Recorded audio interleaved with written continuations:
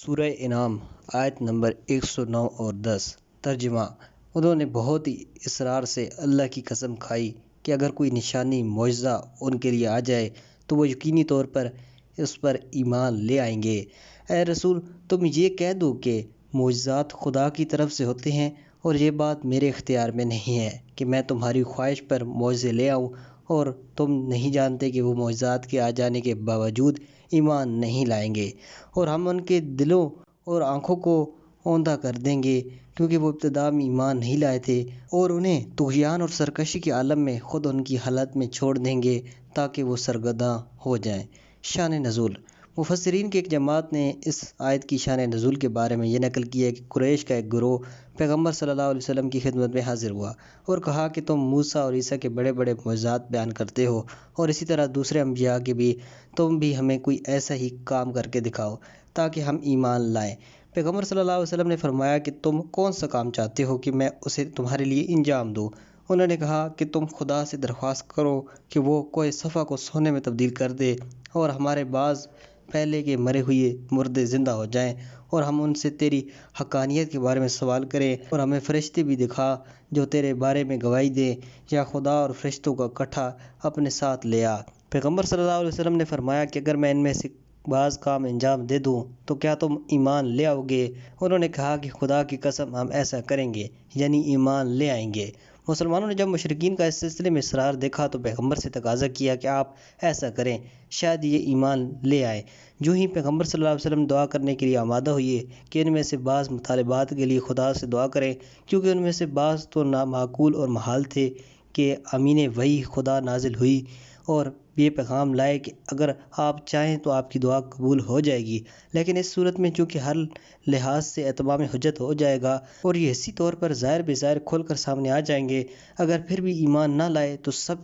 کو سخت عذاب ہوگا اور نیست و نابود ہو جائیں گے۔ لیکن اگر ان کے تقاضوں کو پورا نہ کیا جائے اور تم انہیں ان کی اپنی اسی حالت پر چھوڑ دو تو ممکن ہے کہ ان میں سے بعض آئندہ توبہ کر لے اور رائے حق اختیار کر لے۔ پیغمبر صلی اللہ علیہ وسلم نے اسے قبول کر لیا۔ اس پر درجہ بالا آیت نازل ہوئی۔ تفسیر۔ گزشتہ آیات میں توحید کے بارے میں متعدد منطقی دلیلیں بیان ہوئی ہیں کہ جو خدا کی وحدانیت کی اثبات اور شرک و بت پرستی کی نفی کے لیے کافی تھیں، لیکن اس کے باوجود ہٹ دھرم اور متعصب مشرکین کی ایک جماعت نے سر تسلیم خم نہ کیا، اور وہ بہانے تراشنے لگے اور من جملہ ان کے پیغمبر صلی اللہ علیہ وسلم سے عجیب و غریب خارق عادات کے لیے کہ جن میں سے بعض تو بنیادی طور پر محال تھے مطالبہ کرنے لگے، اور دروغ بیانی کے ساتھ یہ دعویٰ کرنے لگے کہ ان کا مقصد یہ ہے کہ اس قسم کے معجزات دیکھ کر ایمان لے آئیں۔ قرآن پہلی آیت میں ان کی کیفیت اور وضع کو اس طرح بیان کرتا ہے۔ انہوں نے انتہائی اصرار کے ساتھ یہ قسم کھائی کہ اگر ان کے لیے معجزہ آ جائے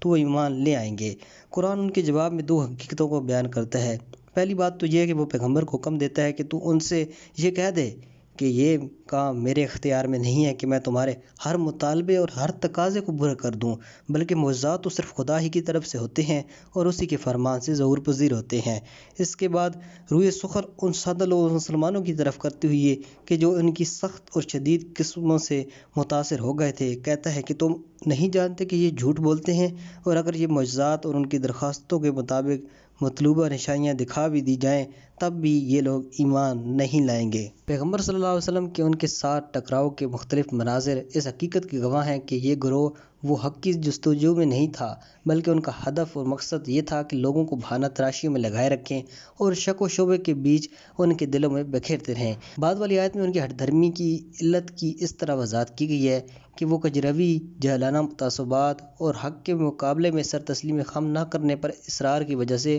قوت ادراک اور صحیح نظر کھو بیٹھے ہیں، اور حیران و پریشان اور گمراہ ہو کر سرگردانی کے عالم میں پھر رہے ہیں۔ چنانچہ قرآن اس طرح کہتا ہے کہ ہم ان کے دلوں اور آنکھوں کو درگودوں کر دیں گے، جیسا کہ وہ آغاز میں دعوت کی ابتدا میں ایمان نہیں لاتے تھے۔ یہاں بھی اس کام کی نسبت خدا کی طرف دی گئی ہے جس کی ایک نظیر قبل کی آیت میں گزر چکی ہے۔ یہ حقیقت میں خود انہی کے اعمال کا نتیجہ اور عکس العمل ہے۔ اس کی خدا کی طرف نسبت اس عنوان سے ہے کہ وہ علت العلل اور عالم ہستی کا سرچشمہ ہے، اور ہر چیز میں جو بھی خاصیت ہے وہ اسی کے ارادے سے ہے۔ دوسرے لفظوں میں خداوند تعالیٰ نے ہٹ دھرمی، کجروی اور اندھے تعصبات میں یہ اثر پیدا کیا ہے کہ وہ آہستہ آہستہ انسان کے ادراک اور فکر و نظر کو بیکار کر دیتے ہیں۔ آیت کے آخر میں کہتا ہے ہم انہیں طغیان اور سرکشی کی حالت میں ان کے حال پر چھوڑ دیتے ہیں تاکہ وہ سرگرداں پھرتے رہیں۔ خداوند تعالیٰ ہم سب کو اس قسم کی سرگردانی سے جو ہمارے بے سوچے سمجھے اعمال کا نتیجہ ہے محفوظ رکھے، اور ہمیں قوت ادراک اور ایسی کامل نظر